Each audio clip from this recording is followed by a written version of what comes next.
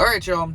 So, lots of stuff has happened in the past couple of days. Joe Biden has decided to bow out of the race. Kamala Harris looks to be the heir apparent in the Democratic Party, and the Republicans are absolutely freaking out about it. And I'm stuck in traffic, so I figured I'd jump on and babble for a little bit and just kind of give my thoughts about what's been happening over the past, couple of days since Joe Biden officially announced that he's no longer going to be running for president. So, the Republicans are absolutely losing their minds over it. I mean, they are shitting their pants. It's really funny. You love to see it. You love to see it. Okay. Like, Donald Trump has gone on Truth Social and basically demanded that, like, the debate that he was supposed to have that was going to be hosted by George Slopinopoulos or whatever he called him on ABC. Now he wants the debate to be with Fox News. He's pretty much demanding that, like, he get the money back, that all the money and all the time that they spent, advertising against Joe Biden. He wants to be reimbursed. He thinks that that's not fair. And I gotta say, man, nothing really projects strength and confidence like a 78-year-old man-child whining about how, like, Biden's not even gonna finish the presidency. He should just step down and make Kamala the president because he's not even gonna seek re-election. Okay. And you're still going to have to run against somebody besides Joe Biden. So let's talk about this. Because, like, I find this particularly funny because it's super telling, right? Like, they're just, like, showing everybody their cards. It's, from a strategic standpoint, Trump wants to run against Joe Biden. And I don't blame him because Joe Biden is the weakest candidate that he could go up against. The guy can barely finish a sentence. He looks old. He looks lost. He looks feeble. His approval rating is massively underwater. And so he's the one, like, Trump wants that leg up because, like, if he's running against Joe Biden, he's, like, doing a victory dance before November because he thinks, dude, this is done. Easy.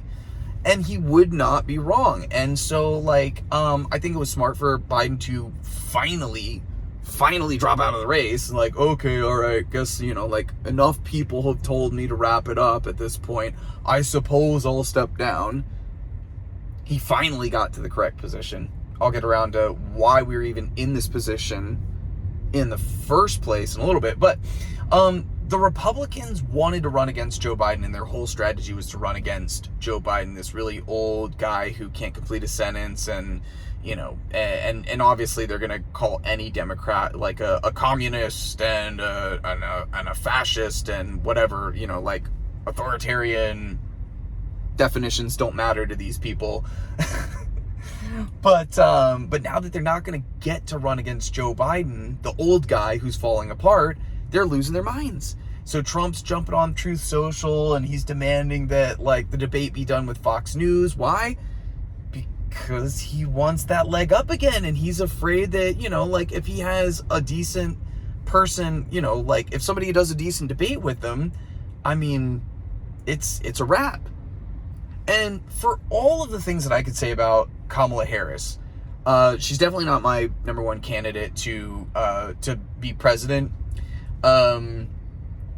Mostly because I don't think she's a very talented politician. I think she's over-rehearsed.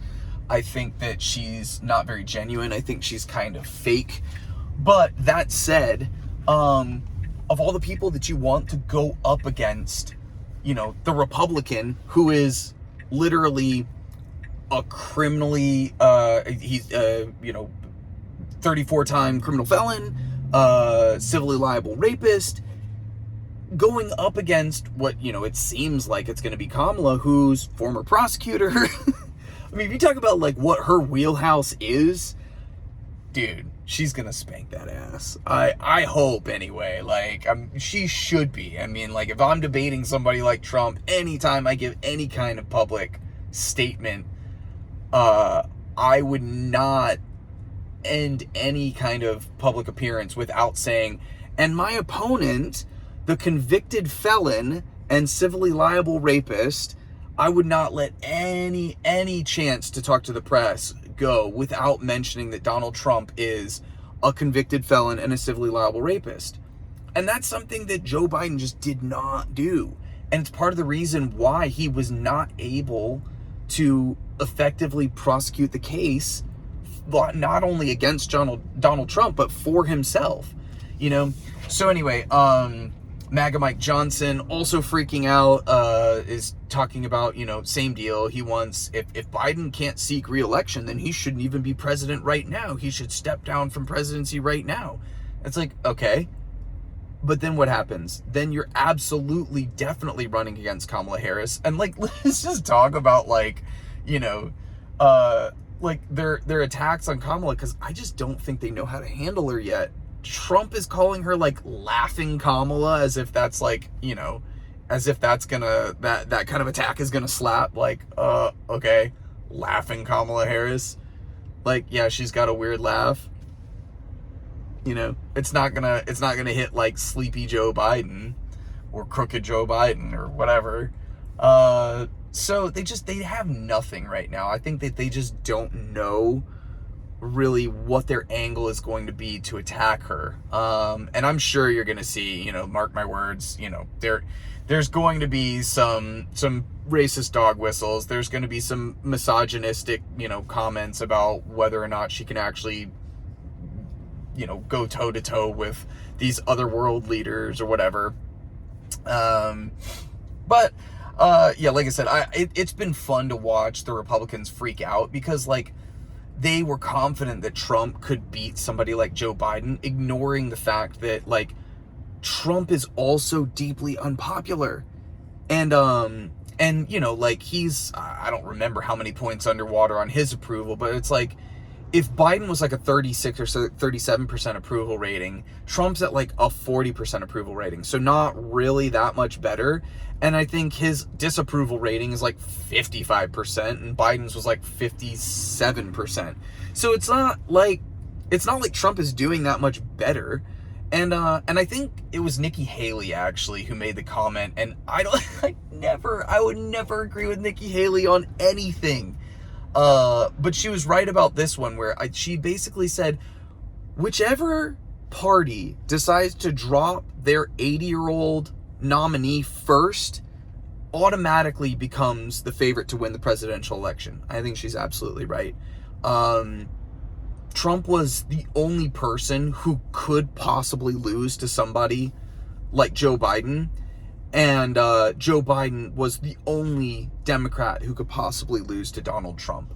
I think that Kamala Harris is not, I mean, she might be like the second weakest candidate against Donald Trump. But Donald Trump, like, let's not underestimate how unpopular Trump is and how much people really don't want to see that man back in the White House. So it's funny to watch the Republicans freak out. I'm sure you'll see more and more of it. Like, I saw some really good stuff. Who was it? Like Jack Posobiec, who's talking about like, oh, the Democrats did a coup and threw out their own democratically elected president.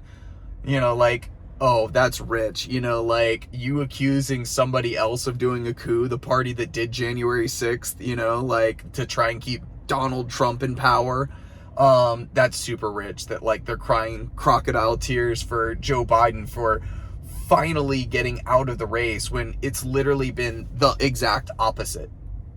Like, all the king's horses and all the king's men were required to convince Joe Biden, dude, it's time to wrap it up, man. It's time to hang it up. You just don't have it anymore.